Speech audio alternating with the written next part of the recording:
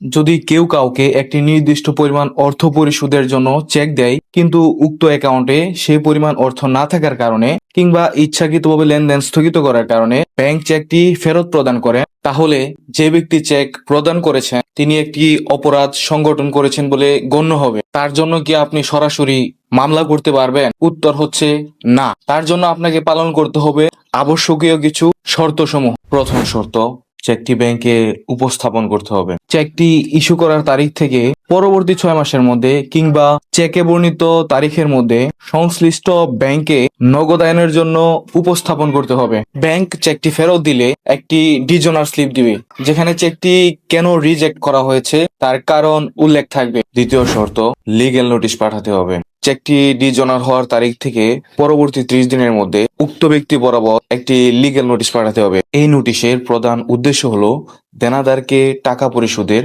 একটি সুযোগ দেওয়া। তৃতীয় শর্ত, মামলা করার সময়সীমা। দেনাদার যদি লিগ্যাল নোটিশ প্রাপ্তির 30 দিনের মধ্যে টাকা পরিশোধ না করেন, তবে পরবর্তী 30 দিনের মধ্যে বিজ্ঞ বিচারিক ম্যাজিস্ট্রেট আদালতে একটি সিআর মামলা দাখিল করতে হবে। চেকের মামলার ক্ষেত্রে সময় খুবই মূল্যবান। একদিন দেরি হলেও আপনার মামলাটি আর টিকবে না।